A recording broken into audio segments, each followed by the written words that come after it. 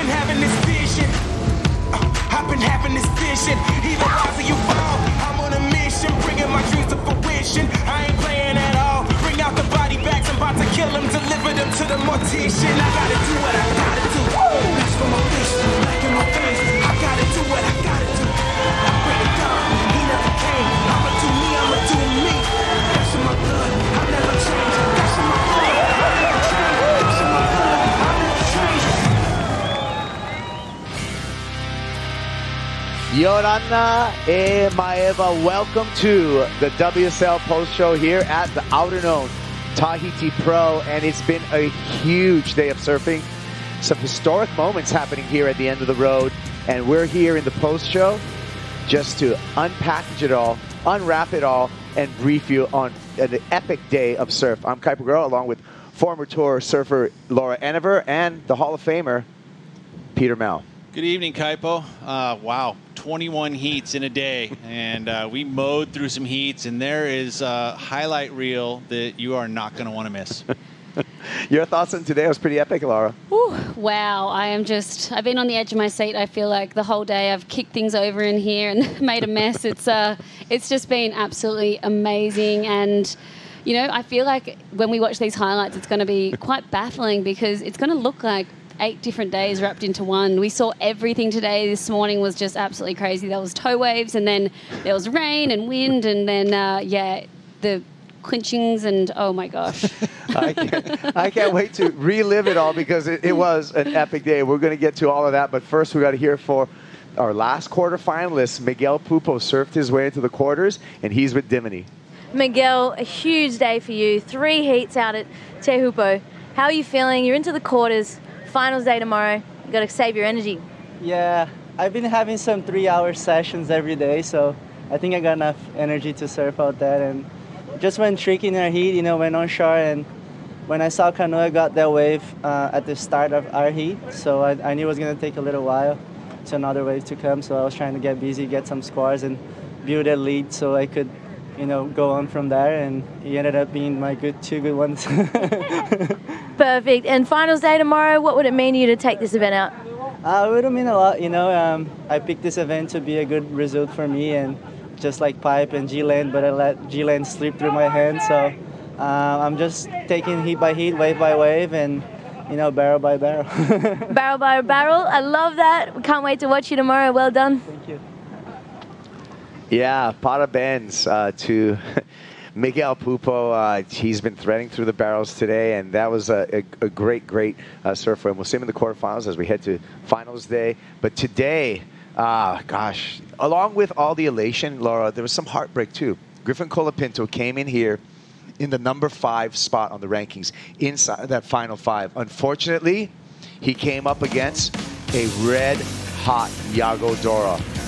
Yeah, Griffin Colapinto, heartbreak. You know, he was a standout all day. He packed one of the biggest waves of the morning. He had us all baffled, and he's made us known that he's one of the best backside barrel riders on the planet. But Yago Dora just getting the length of barrel and weaving through some really hollow sections that just got the edge.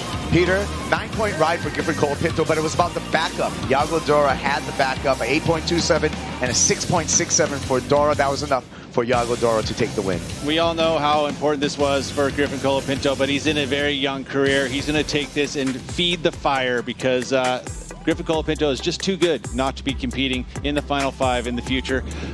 Dora, on the other hand, what a performance from him. I mean, using that forehand to his advantage and getting that solid backup. You got to do it. You know, you're competing at this high level. You want to win every heat, and he did it. Yeah, he stepped up to the occasion. One guy that stepped up to the occasion, Pete. 11-time world champ, 5-time Tahiti Pro champ. Kelly Slater is still working his magic out here at Teahupo'o. 50 years old and is in the quarterfinals, and he did not disappoint all day today. You know, he was the first heat of the morning. We know he's not a morning guy, but he put it together in each and every one of his heats. He put on a performance. He put in big numbers, and we expect it. We set the bar really high for this guy, and he always gives us everything we all think he's going to. And he was on a brand new fresh board. I can't even confirm whether the tail pad was stuck on properly, but it looked pretty fine to me. just came out and did some magic work. 9-point ride and 8-point ride for Kelly Slater. Connor O'Leary, however, did put on a show as well. Still got an excellent heat total, Pete. 8.43 and an 8.4 for O'Leary, and still that wasn't enough to overcome Slater. Yeah, that's right. I mean, and it was a very close last wave there. Kelly almost thought in his mind that it was enough to turn it because he saw how good that wave was, but not enough for O'Leary. Slater into the quarters. Yeah, and so there you go. A legend in Kelly Slater. He's on to the quarterfinals. And talking about legends, 24 years ago, Nathan Hedge surfed his first competition out here at the end of the road, Lara. He's still here today, and he put on one of the most spectacular performances of the round of 16. Absolute goosebumps. Nathan Hedge has always been one of my heroes growing up, watching him at North Narrabeen.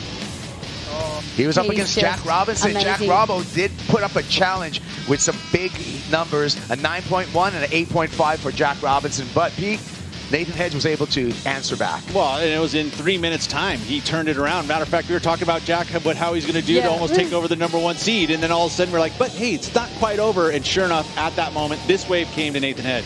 9.87 for this wave right here, Laura.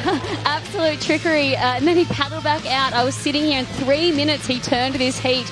And we were wondering, how did he get priority? He got back out there. Jack got another wave that didn't factor into his top two. Hedgie, with a minute and a half to go, had priority and got the 7.7. I think he got an 8.5 or something, and just, wow, it just, in 3 minutes, turned that heat against Jack Robinson, the favorite in this event. Look at those numbers, Peter. 18.3 versus 17.6. An excellent heat for both of the surfers on the water. That was an incredible display. And expect Hedge tomorrow, when you have the smaller conditions and you're going to start seeing that reef run a little bit, the forehander is going to have a bit of an advantage in my eyes. We'll see how it goes tomorrow. Yeah, so with that Yago Dora upset over Griffin Colapinto, taking him out of competition, then the focus went to Kanoa Igarashi, because if Kanoa was able to advance into the quarterfinals, he would bump Griffin out of that final five and into the Rip Curl WSL Finals. And you know what, Pete? Kanoa did just that, but he had to work hard for it. Yeah, he did. You know, early in this heat, it was advantage to the high number, and it sat for a while with that high number for Jason Andre, and it was getting down to the very bitter end, and it really came down to a destiny wave, and it came to Kanoa. I don't know. He just mustered it, and he definitely thanked Teahupo'o for giving him this gift. Laura, you called that heat. That was incredible. It was incredible. All of the energy felt like it was in Jadson Andre's, hands. And with 2 minutes to go, Kanoa Igarashi turned that heat, and it just, like you're saying, Pete, it just seemed like destiny. Got 8 surfers left. Look at our quarterfinal matchups. Kauli Vaast, Pete, against Matthew McGillvray, who performed to a perfect 10 today. That's so cool. Kauli is one of those guys that we've been watching here at Teahupo'o, especially this season. Yeah, he's a wild card. He's in the quarterfinals. We got another wild card, Nathan Hedge. I mean, you think about Matthew McGillvray. That was another performance today we didn't even get to talk about. I'm sure we're going to talk about it because a lot happened today, Laura. I'm still so excited, but now we got to look a little bit ahead into that final five, because we have all the men clinched in their final five, but we have seeding yet to be determined. Felipe Toledo for sure is going to be #1 seed. Jack Robinson is going to be #2 seed. But Laura, 3, 4, and 5 seed is still up for grabs.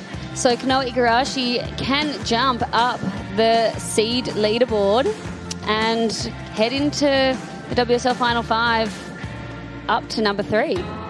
Yeah, he's going to have to do some big work. But, looking at the numbers here, he's going to have to make at least semis to be able to start really looking at topping over Italo. But really, the #3 seed is what he would want, because that's to make the major difference, right? And he's going to have to win that this event in order to get himself over the top of Ethan Ewing and get into that #3 seed. Yeah, so because remember, it's match play, so 4 and 5 are guaranteed going to be surfing in that first match of the day. So that #3 seed is the valuable one, Pete. Good point on that. You know what? With all of this glory, sometimes we have some brutality. We're going to take a break, but when we come back, we're going to take a look at some of the wipeouts today.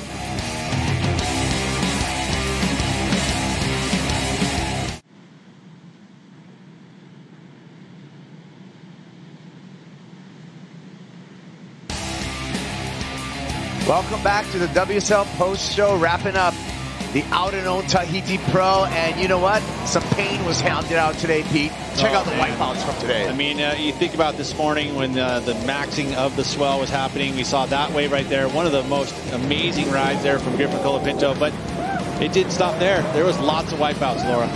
Yeah, that wave of Griffin Colapinto will be etched in my memory. That was a proper toe wave that he went for. That was absolutely wild, like Cal Robson there. Just so much commitment.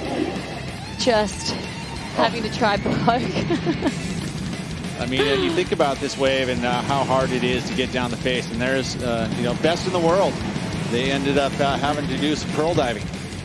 It happens. You got to pay to play. Ooh. Ow.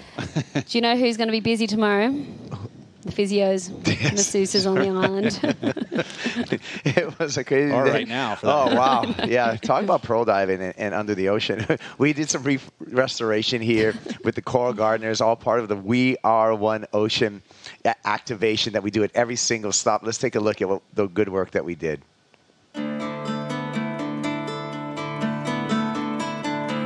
Coral is such a huge part of our life as surfers. It's what makes these amazing waves. We have to try and protect it at all costs. We are in Tahiti doing a reef restoration project with coral gardeners and the Tahiti ET Surf Club.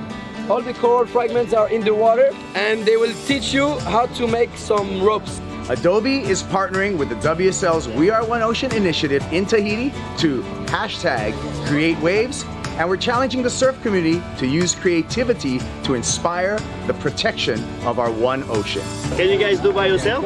I think so. Yeah. One day I went surfing and I saw that the coral reef were dying, and every day I saw it happening. If we lose it, we lose the surf, we lose the fish, the oxygen we breathe.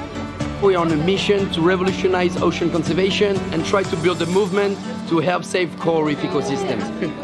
It's kind of a way of giving back to the ocean. We know how the corals are important for the ocean and for the planet Earth. We invite all the kids from our club and the community to come to show the kids what is important and how to do the plantation. It's just very important because the kids are the future. In 1 year's time, I can come back and look at how my coral reef grew and how I helped impact the environment in a really good way. Little differences can make really big differences in the end. Just being aware of the things that you do can affect the ecosystems around you.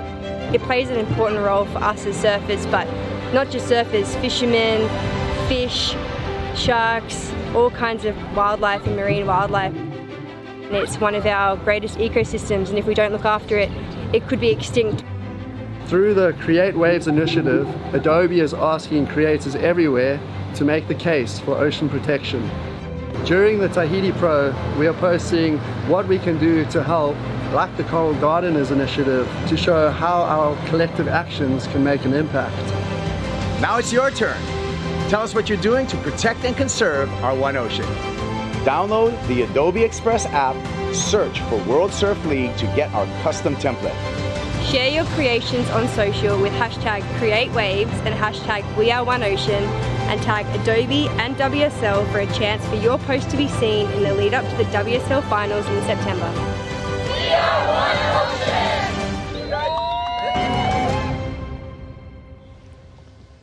Yeah, we are one ocean. But speaking of the ocean's been on and off. You know, we went through a bunch of lay days up until we get going, but now it seems like we're on a roll, Pete. And so I'm wondering what's going to happen tomorrow. Will tomorrow be finals day? For that, we look to our friends over at Surfline. Let's take a look at the Surfline forecast. Well, we've been seeing this storm. We're going to see the map that's produced this swell that we saw today, and it did provide. I mean, we had good winds. We had plenty of swell. Just there maxing Teahupo'o, which is exactly what we want for this event. You look at the forecasting maps here, we can see that southerly swell fill in. It's been in through the day. Today it'll be dropping off ever so slightly. Here's tomorrow's forecast, 6 to 8 foot dropping. You see the energy stays pretty strong in that 14-second interval. That's good stuff all the way to the end of the day, 5 to 8 feet, double overhead throughout the day. Offshore winds is exactly what we want. Looking into the last 3 days of the waiting period, Saturday and Sunday, 5 to 7 foot faces. You see the energy jump up on Sunday. Problem with that is it's a very southerly angle and it's later in the day. So to me, the odds are tomorrow should be our finals day.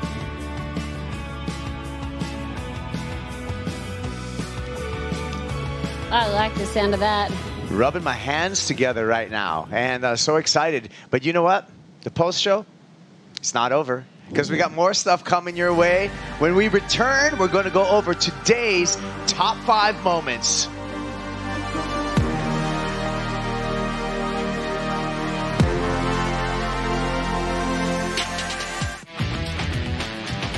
Welcome back to the WSL Post Show at the Outerknown Tahiti Pro. And we're back, and as I promised, as I threw it to break, that we were going to come back with some of what my favorite part of the post show, every post show, is today's top 5, Lara. Ooh, yeah, baby. Top 5 moments. We got some great top 5s to go through right now. It all starts with, we got Rookie of the Year right now in our top 5 moments. Number 5 goes to Miguel Pupo. And it really came with these last 2 events. We went to Brazil. He gave himself into the final, and then the performance here solidified that spot. So congratulations to him, Miguel Pupo, the Rookie of the Year, and what an honor that is. And he stole it from Cal Robson, who was actually in number 7 position coming into this event. So absolutely incredible. Number 2, Lara, Slater cruises through to the quarters. Wow. Kelly Slater, he's been coming here for a long time and just does not slow down. 50 years old, be getting spat out of tubes that round and wide. I feel like he's going to be doing that till he's like 100 years old. Yeah, number 4, Kelly Slater, the GOAT. A 17-point heat total in this 9-point ride, Peter, 8-point ride. And it was Slater just working his magic again with that number 4 on the top 5. Number 3, Pete. This is what perfect 10 looks like.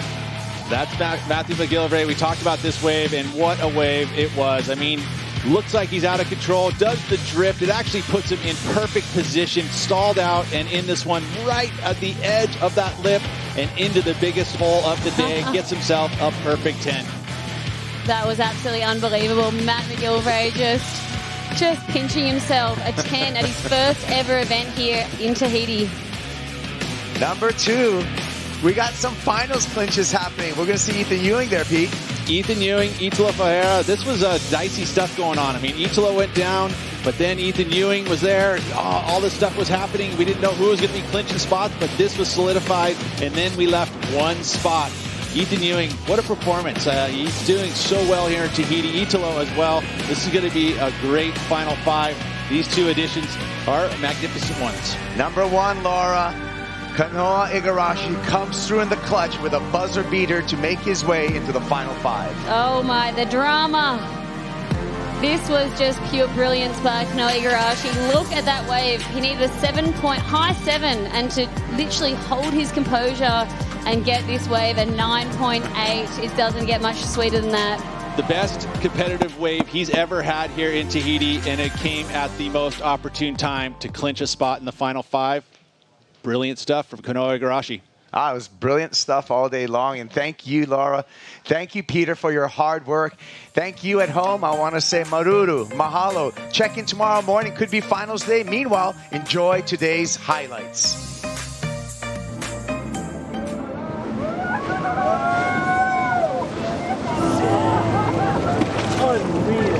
This is the best day in the waiting period. Kelly Slater already prepared for the first heat of the morning. No, you do not want to get beat on a day like today.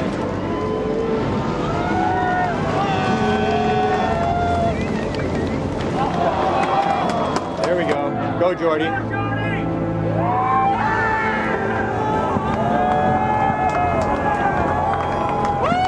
He should have got greedy there. He wasn't even near the foam ball.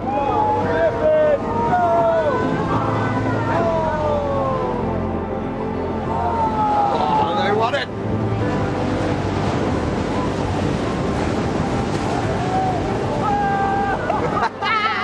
The boys are tweaking.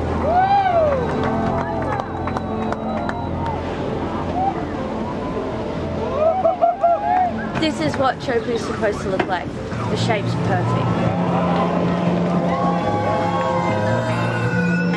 This wave going below sea level. A bomb for Pupo. Come on, you're goofy, man. Oh, you're goofy. Go, on the brakes, on the brakes, on the brakes, on the brakes. Go, go, go, go. Oh, oh, oh. Oh, you got it. Michelle. Oh my God. Important wave for Ethan Ewing. We see that red jersey pop out.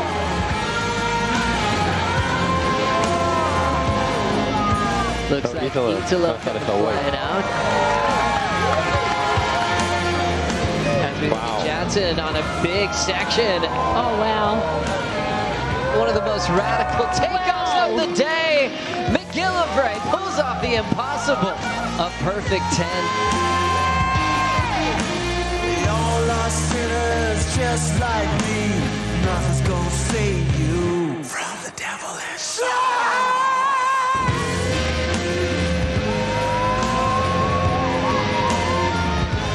As we look at Griffin Colapinto, big lunge into the first section. Super deep Colapinto. Yes. Hotline yanks up on the rail. Yanks it for Jack Robinson.